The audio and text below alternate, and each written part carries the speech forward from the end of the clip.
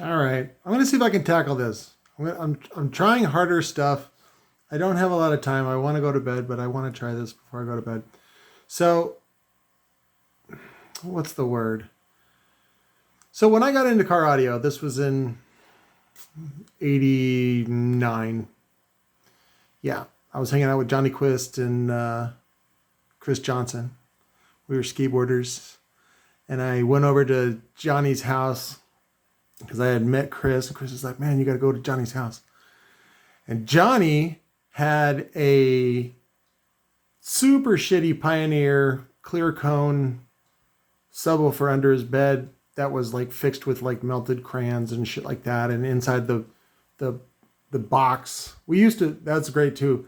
The boxes that they taught me where to get election signs back in those times, ancient times, used to be made out of plywood. So whether the election was over or not, we would just go steal their signs and use them to make speaker boxes. But Johnny had made a plywood box, and actually I didn't see him make it, so he might have stole it. I don't know.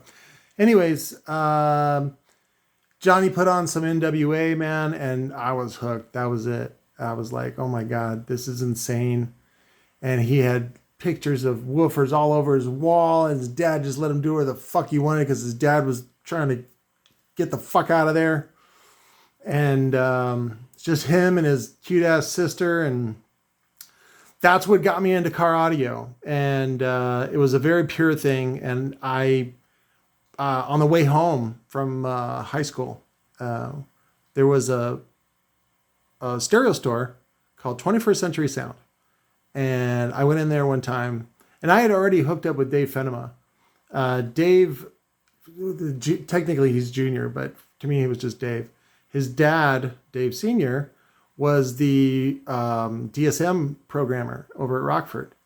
And so Dave Jr. had gotten me some rejects or whatever, some samples or whatever, some amps and stuff I had in my fucking bedroom. Had like a punch 45, punch 75 with a chrome shroud, and then I think a regular punch 75. And I was running it off of a battery charger and a battery. So, and when I would not listen to it, I'd keep it on trickle. And then when I would listen to it, I'd switch it on charge, which is like, 10 amp mode. And so I already had a system in my room even before I had a car.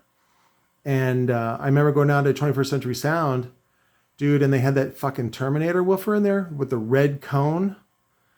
And MTX was like badass because they're like, this is not a paper cone. This is a cellulose cone. This is doped, treated cellulose. Turns out cellulose is paper. But it was that red cone, man.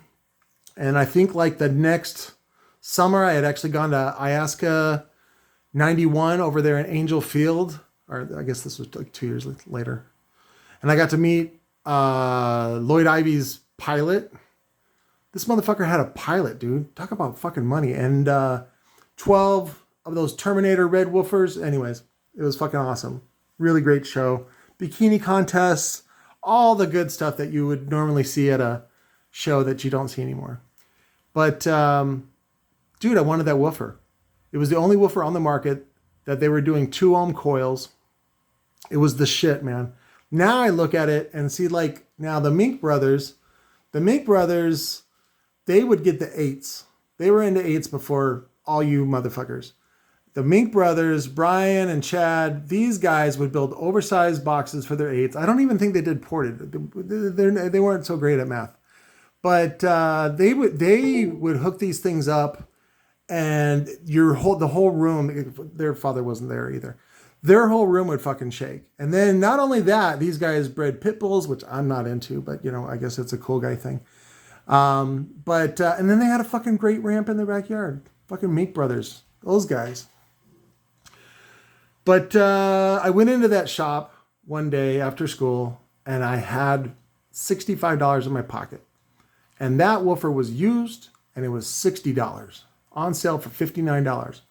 And I went to buy it. I said, can I see it, please? And the guy laughed at me. Fucking laughed at me, man. He's like, where are you going to put it, on your skateboard? Get the fuck out of here. And I was like, this motherfucker. Oh, wrong motherfucker to cross, right? So that was like, what, 30 years later? This is what I do now. I troll people on the fucking internet. I troll companies. I troll brands. I make fun of you. I have fucking... That was the thing too, man. I joined the Air Force. Number one, because I met my wife. And she's fucking rad. And I was like, I really got to get the fuck out of here. Out of Mesa. Otherwise, I'm going to be bussing tables and, you know, jerking dudes off at the Jack in the Box. Like Chris and fucking Lance selling drugs out the drive-thru. And tagging. Fuck taggers. God damn it. And so anyways, I had to get the fuck out of there. I joined the Air Force, you know, because they promised an education and all this stuff. And I had ideas for inventions, right? I wanted to really fucking escape. My family sucked. Nobody supported me. I felt like I was the most successful, and I sold everything that I owned in order just to, so because I didn't want to pay storage on it, and I knew that I could get more stuff, but I sacrificed, man, and then I got in the military, and boy, was that I was wrong. I was wrong. The great thing about I don't want to even call it training, but the great things that I learned in car audio magazines, right? Even though I look back and there are some mistakes, but you got to understand where car audio magazines were coming from. So, and this is even more true in the ultimate of audio magazines, Stereophile. Oh my God. So you got to understand how an audio, or really any magazine, functions, especially car audio magazines. So the standard practice, right? One hand washes the other. So as a manufacturer of, say, you know, one of the ones I like, Power Acoustic. So Power Acoustic guys, they're like, hey man, here's our new woofer, right? And people would clown Power Acoustic and all that kind of stuff. Even though it was fine. It's like it is now, where it's like, actually it's way better now, but anyways, so Power Acoustic would buy like $20,000 in ads. And they're like, hey, can you give us a review? And of course, the product would get a, you know, positive review. Who buys $20,000 worth of ads? You know, basically you overpay for the ad, and then you get product placement in the ad. And that's what supports the magazines. And the magazines support the manufacturers. And the manufacturers basically harvest the organs of the users. That's the system, right? Now, did car audio invent that? No. Fucking Mad Men. The Mad Men did, right? Even if you watch that show, which is a fantastic show, mostly because I feel like it's reminiscent of that era. But listen to some of the checks that they get cut. That was insane amounts of money back then. And they get paid that now. So the biggest money that you make and can make is really in distribution. Distribution is where it's at. Walmart, the most valuable thing that they do is distribution, okay? It's very difficult to start a brand without distribution. And so what do you need? You need advertisers. You need to be popular. You need to be hot. You need to be, and that's the epitome of Steve Mead. Steve Mead has been able to take nothing, right? Just some weird dude shooting fucking ladies' eyeballs out with bass, you know, fucking good ups to him. And at the time, if you guys remember it, what was it called? Realm of Excursion. That's what it was. Remember Realm of Excursion? That was before fucking YouTube, man. Realm of Excursion was the shit. Fucking bass porn, right? And it like Dave from, you know, what is now PSI. David was working at RE Audio where I visited him, and he was showing me at that time it was the brand new, you know, Triple X.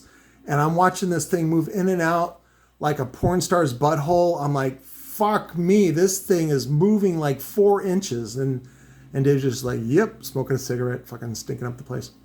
But so So I'm in car audio, right? I love audio, but there's a compromise, right? And there's this compromise, right? These brands make a ton of money, and guess who funnels or points people towards them? At one time, this is several years ago. At one time, Steve Meadwood and his forum was responsible for like 80% of the traffic going to Rockford Fog's website. 80% of the fucking web traffic.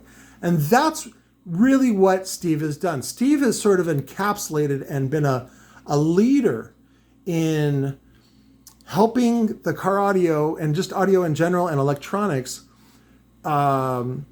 move away from magazines and go online. And that's really where it's at, because it's great because you can actually count how valuable each user is. You can count, what they click on, what they browse on, how long they, hover. They can keep track of all that fucking shit. So, and that's what Steve Mead's really done. Now this is his forum. Okay. Now what's funny is I had a head bump on Facebook with him.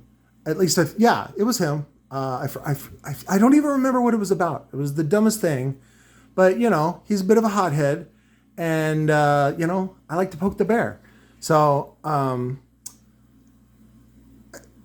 this is really the epitome, and this is what Steve is really good at, is making money for other people. And again, there's nothing spectacular about CT Sounds. What was his name? Rest in peace. And also the other guy, Twisted Sounds. Don't do drugs, kids. Drugs kill. Actually, what really kills is people that aren't really prepared for a level of success. That's what kills. So prepare yourself for success. So there's a spiel here that says, I'm Steve Mead. I'm a fanatic, a crazy guy. I do crazy stuff, which he does. And he's like, I'm just do this for fun. This isn't my living. This is completely your living. And then he charges a membership, right? Okay. And then, there's Ant, right? Who bought Realm of Excursion, right? He bought that. He also bought, what was the other one? A bunch of other stuff. Anyways, he came out with Second Skin. He even sold this Second Skin to somebody else too. Now, last time I checked, this was probably 5 years ago. He makes oatmeal in Tempe, which is, okay, sure. I don't know if that was a court order or what, but I would love his opinion. He's like a muscle guy. So, but my complaint really is the machismo, right? And so that's what I was I alluded to. There's so much macho and there's a great, oh God, what was it? It's a meme. It's a parody commercial of Al Pacino in this like super gay movie where they're like, you can cruise like the pros, and it's like, you gotta search it. It's fucking hilarious. That's, to me, is what machismo is all about. Now, machismo for a girl, right? Look at this box. That's amazing, right? That was something that would be in a magazine. That's impressive to boys, young men, old men. Sure, let's go for that too. Does it really do anything? No. Is it really valuable? Only if you're buying it, or only if you're selling it to someone who thinks that is valuable.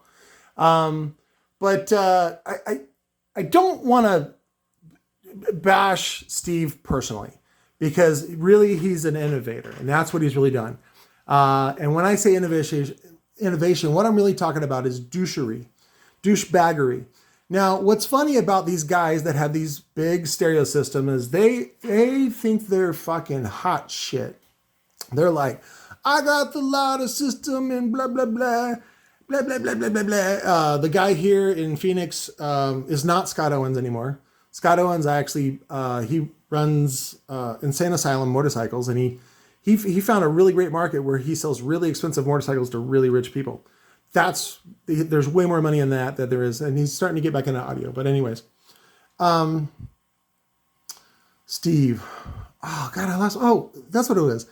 these guys think they're fucking cool, right? They're sitting there bouncing their head, and and everybody's freaking out, and then you bail. Oh, you bailed, you pussy. You can't take 100 and whatever dB in your ears, and your ears are bleeding. Like, this is bad for your health. Oh my God. It's so bad for your ears. And they, of course, in all the videos, Steve doesn't wear any hearing protection, none, right? Because it's gay. You don't want to be gay. You want to be butch, right? Which is really goes back to hatred of women and gays. There's a really thick book called Ain't Nobody's Business If You Do, by Peter McWilliams, which is insanely wonderful. It completely changed my life. It's a really thick, long read. It took me like a year to read, but it was really, really good. And it's free online. You can go to, I think it's petermcwilliams.com or mcwilliams.com, and you can read it for free, or at least you used to. I think you can go into the archive and read it. So I think his family is actually making some money because his ideas were cutting edge. This was in the early 90s that he wrote this. And the book is about how insane and ridiculous it is to have crimes against consensual activities, which are known as consensual crimes, but that's a whole other story. But back to douchebaggery. So that's what Steve is really has been good at, is sort of monetizing the douchebaggery and the machismo. Oh, that's what I got back to, gay, machismo.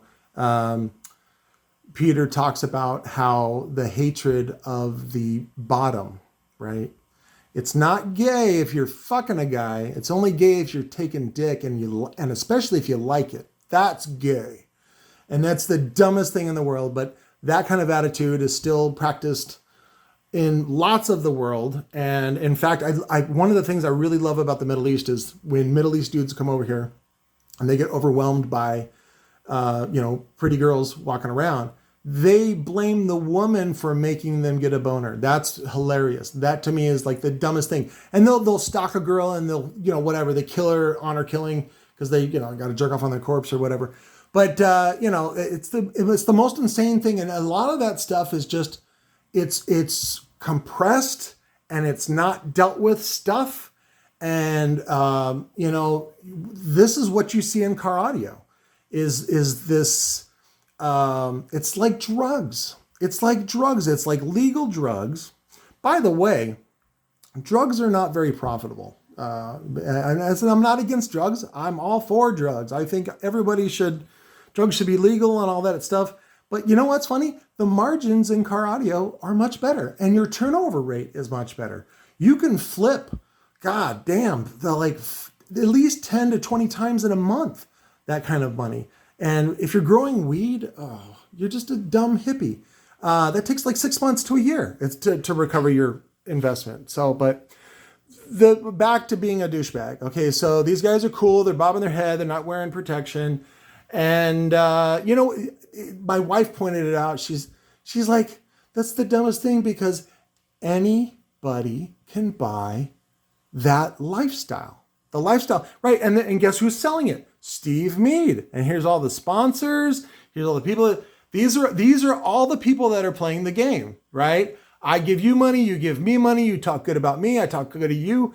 And guess who pays the price? The people that don't know any better, right? Here's the tattoos.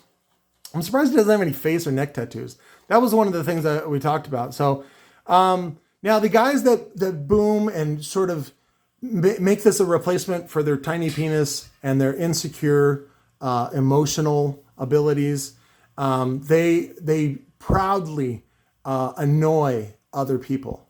That is one of the most violent things. And when you talk to them personally, you realize that this is a broken human being, and that I don't want to say I'm grateful that they have bass in their life, but they usually have drugs too. But we're talking about a lot of abuse and testosterone, undealt with testosterone. Typically, they're not getting laid. They're not getting hand jobs. I know you guys aren't gay, but guess what? Gay men give free hand jobs, okay? I haven't taken any. I met a lot of comics that were gay. They're wonderful guys. And they've invited me out for a good time, and I've turned them down. But I get to thinking about it, though. Like, is it that bad? Is it that bad? Like, if I close my eyes, can I tell the difference? Anyways, so what this reminds me of is the same guys. So there's bass guys, right? And then there's the car guys, right? The ricer guys that buy, like, your mom's Saturn, and then they put a garbage can tailpipe on it, and it's completely annoying. And I wish the cops would chase them down and put them in jail, just like taggers. Taggers are fucking annoying and a nuisance to society. They're not expressing anything. And so the same thing with ricer, whatever you want to call them. Those guys that make annoying noises with their fucking... And then there's the classic annoying, childish piece of shit person. And that is bikers, right? And you see that in South Park, right? You guys all watch that episode, right? Those are the douchebags. They end up calling them fags and, don't be a fag. And, that's what it is. It's a lame person that wants attention so bad, right? And what I really equate a lot of these guys to is people with face and neck tattoos, right? That's the guy that wins every argument, right? Because we had one guy show up for the apprentice program, and he had a fucking Black Widow neck tattoo. And he was asking me if he could do this and do that. And I was like, dude, you got a Black Widow neck tattoo? You can do whatever the fuck you want. And he just kind of laughed about it. And then I went inside and I had lunch and I talked to the wife a little bit. And then I watched him. He had brought his own soldering iron, which was odd. I was like, whatever. And I watched him grab the hot end of the soldering iron like 5 times in a row. So not saying these guys aren't dumb. Or I'm not saying that people that get neck and face tattoos are dumb. I'm not saying that. I'm just saying... I am saying that. I'm saying that is a bad life choice. So, there have been some, we have felons in here all the time, guys that have had a really bad life. And I try to give them some skills so they can make money at home. They can stay with their home with their families and try to have like, I don't want to say a normal life, but a fulfilling life. First thing I tell them, get rid of those tattoos. So some of them still keep them. Like Jeffy, I love Jeffy. He gets a lot of pussy. He gets a lot of, it's not like, prime, it's like an Arizona 5, but he gets a lot of it. So, and for a moment there, he was even going, like, I think his balls wore out. He was going out there to West Phoenix. I forget, it's called Valero or something like that. It's a rich neighborhood where super rich, day traders and stockbroker guys live, and then they just like abandon their wives to go fuck whores, and then their slutty wives are at home with all the kids, and then that's when Jeff and his friends would go over and fuck the girls. But anyways, so neck and face tattoos. That's what's funny about neck and face tattoos. Anybody can get them. Anybody can get them. They are the most basic bitch thing you can get. It's the dumbest thing, and so that's why I have a hard time taking anybody serious when they have these things, especially when they try to get a little threatening with me. I'm like, I will kill you. This is my property. Like, get the fuck out of here. So, but some guys try to use it as leverage. Not everybody. And I try to be very open and non-judgmental, and not really judge these guys. But I give them typically a lot of slack, enough rope to hang themselves, as they saw it. So, but let's see. Other tabs I had open was Steve Mead's Twitter page. So Steve Mead has over 13,000 followers, which is awesome, which is a lot more than me. Oh, by the way, thank you guys. You've really helped me boost the YouTube page to almost 2,000 subscribers, which is amazing. And I got approved for monetization, which I will not do, because I for a living, I want to help you guys not get ripped off by people like Steve Mead. So that is my living. That is my life choice. That is my mission in life, I don't want to rescue you. That's not what I want to do, but I definitely want to offer you an alternative. So, but we'll get more into that later. But I wanted to talk about this, and I wanted to talk about this.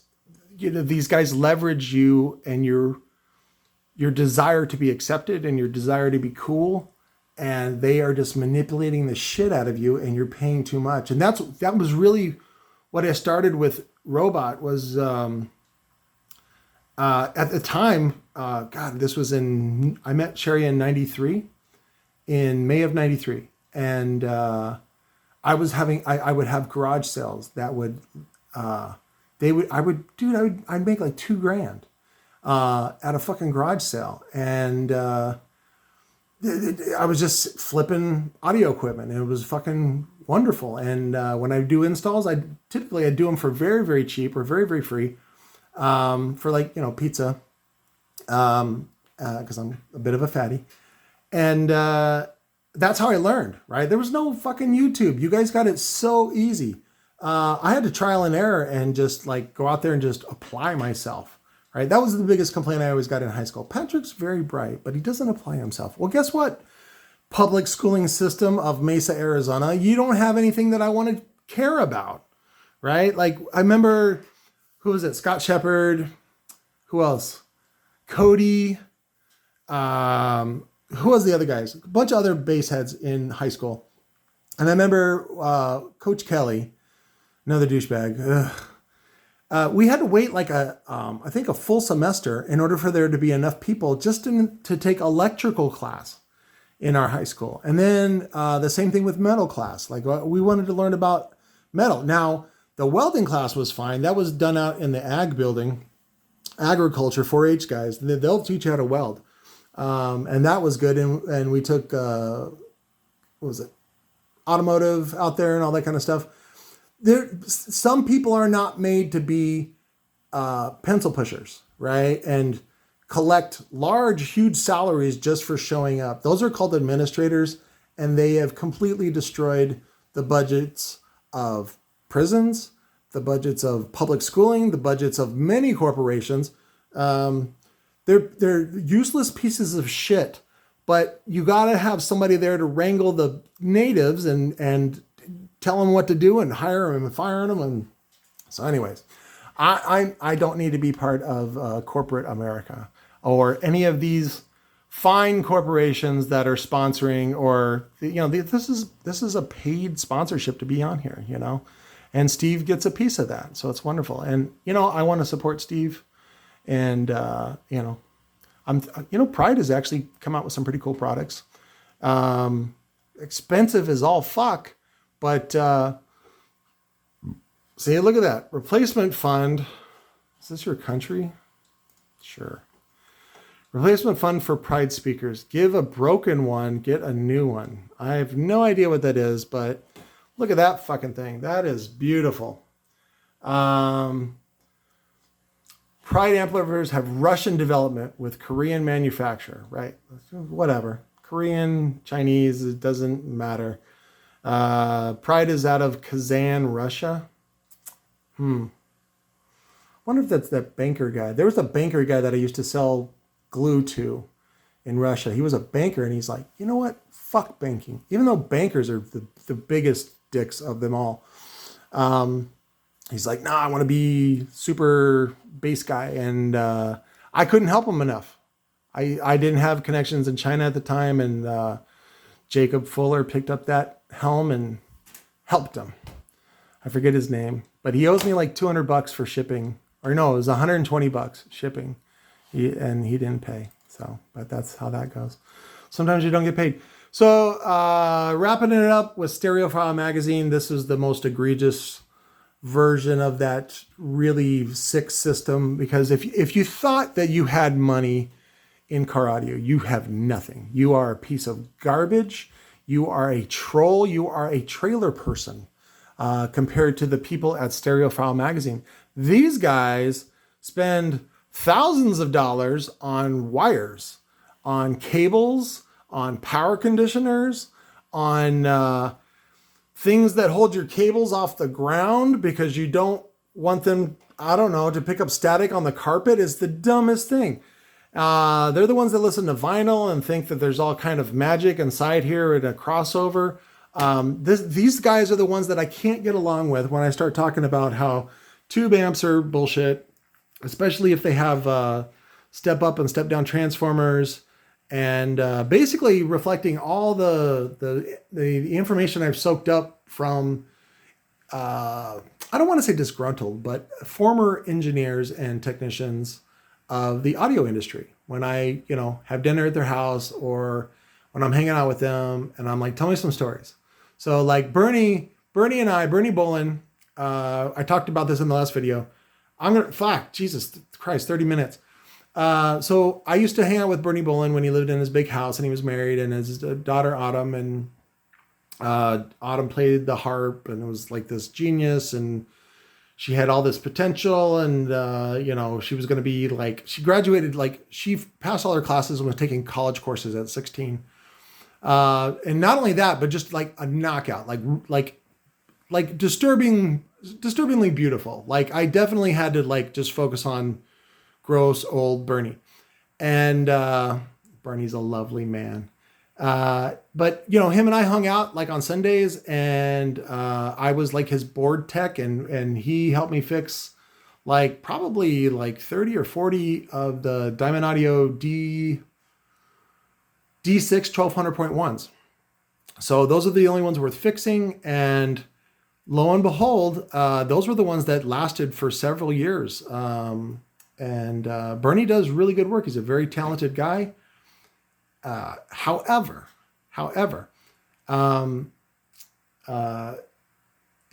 what's funny is people don't know he has a brister. So that's his word, brister. So his sister used to be his brother, and she is very talented and worked for On Semiconductor. And I think Bernie went to go work for On for a little bit, and then things don't always work out for Bernie, especially in corporate America. He's a lot like me, where just, these guys are full of shit. But the problem with Bernie is he has a history of lots of drug use, and it kind of fucks up your head, the way the amount of cocaine that Bernie was using and might possibly use now. I was warned to not give him any sums of money. I had a falling out with Bernie. Bernie came over and wanted a bunch of PPI parts that I had, and I asked him for some money for that, and I guess that was rude to him. And so I said, well, just, PayPal it to me or whatever, I think whatever, Cash App. And he's like, no problem. And then like a month went by, and then 2 months went by, and I was like, hey man, can you send me some cash? And then he's like, you know what? You want your shit? Come and get it. And I went down there and got it. Well, I guess I wasn't supposed to call him on his bluff. And he threw a tantrum, which he often does at the places that he works at. And then like 4 months later, it was like a month later. That's when all of a sudden everything blew up with Boland Audio, and he got kicked out of the building, and he had fleeced this police sergeant out of LA out of tons of money, out of his whole pension. It was like 140 or 170 grand, and it was gone. It was gone, and there was no product. And customers were mad because he wasn't delivering. And why am I telling you all this? Boland Audio, okay. I don't want to talk bad about Bernie, but I know him. I've had dinner with him. I bought him dinner. In fact, I insisted on buying dinner so that I had the story to say that I bought Bernie Bolin and the Bolins. He was married at the time. I bought the Bolins fucking dinner. It was fucking rad. It was like some weird Mexican restaurant by their house. But anyways, I like different Mexican foods. And here in Arizona, you can eat Mexican food every night of the week, and it's different. There are different types. There are many states in Mexico. Anyways, so one of the stories that I found very unique or interesting about what Bernie was talking, when we would fix amps, we would talk story, and he would teach me stuff, and he would tell me some secrets and stuff like that. One of the secrets that I found very interesting was that in the latter days of when he still owned Orion, he was talking about that there were several people at the company that were making way more money. We're talking about thousands a week in parts. Now that sounds dumb, right? You're like, parts, we're talking about FETs. MOSFETs are big business, especially here in Arizona. I grew up here. I watched the Intel plant get built here in Chandler. And, I've been involved in the semiconductor industry. Chris Johnson, my friend from school, he got me my job there at SpeedFam as a tech. And, I was there. I was there when Bill Gates invented Microsoft and,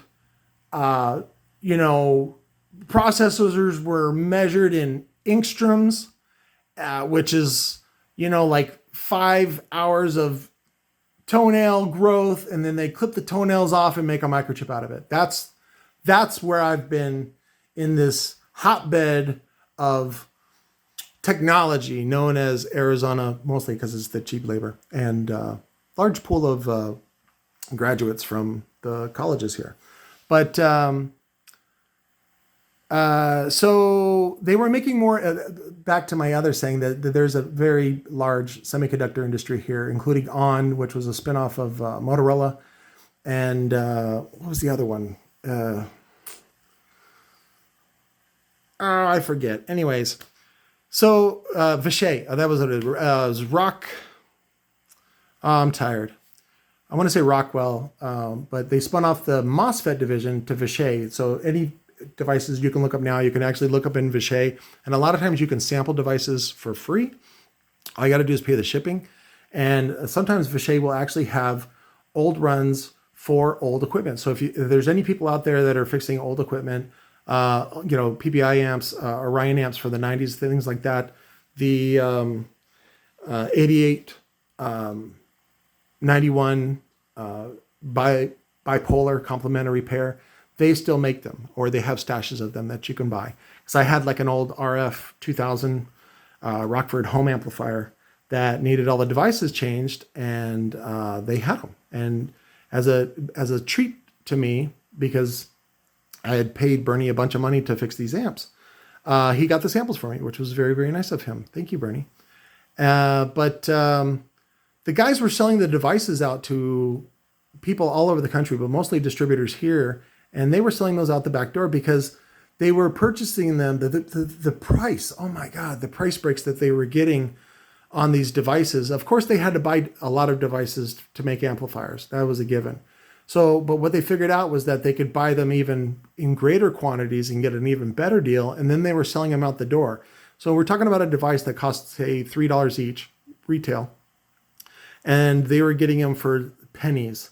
And then they were selling them for like about $1.50 to, I don't know the number specific. So Bernie was telling me about this stuff. But that was the big scandal at Orion that basically caused some corrections and some people to step in. And I think what happened was the people got held accountable by the IRS for not paying taxes on those sort of things. So, but I like to give you guys a little car audio gossip because I highly doubt that I will ever make a documentary about car audio. It's too, I gotta be Steve Mead. Steve Mead could do it, but that was the other thing too, is I think Steve Mead's actually from Arizona. So I don't know where, I don't remember, but somebody told me that he's from here. If somebody could verify that for me, that'd be funny.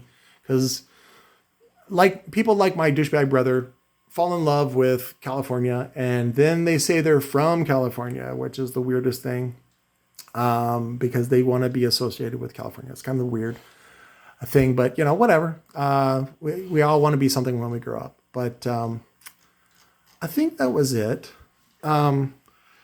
These guys are so full of shit, just so you know. It's confirmed. Like you're like, oh well, I thought maybe paying 10 grand for a power conditioner is kind of a maybe. Yeah, it's a bad idea. So, and I learned from Ted Turner I love to name drop too. I'm such a whore that way. But Ted Turner, not that Ted Turner. Ted Turner, son-in-law of Carl, who owned Speakerworks here in Phoenix, took me under his wing. I had met Andy Wild at the auction. So, and I had a pallet of PPI flat piston 8-inch cones, which were also made, I believe, here in Arizona. There's a honeycomb place down by Tucson that makes honeycomb wafers and panels and things like that. But anyways, I had these cones, and I said, "Hey, Andy, do you think anybody would?" Andy owns Trailer City, by the way, so it was kind of cool meeting him. I've been friends with him for a long time. He's, I'm not really friends with him anymore, but I did some work for him, and what I did was I got rid of a lot of the PPI stuff for him. But he's the one that introduced me to Ted, and Ted and I became friends, and then I bought out the remainder of SpeakerWorks, and I think I bought the URL for like, I think $500, which was hilarious because Ted was like, $500 for fucking URL? Like, I would have sold you everything for that. And I got a bunch of inductors and a bunch of cool stuff that was left over from SpeakerWorks. And then I turned around and posted it on eBay for like $35,000. And I didn't get that, of course, but that definitely ended Ted and I's relationship. I didn't know. I was very young. I tried to apologize, but he was busy making more money flipping houses than he was in audio. But that's Ted Turner of SpeakerWorks. And I think now, who is it? Speakerworks.net is the guy. That guy bought the speakerworks.com. So, and I'm sure you can look it up and see if I'm a liar or not. But anyways, I love you guys. I will talk about some of the comments that you guys make. Jesus Christ. Oh, I know this is probably bad placement in the video because, oh my God, now it's fucking 40 minutes. Jesus Christ.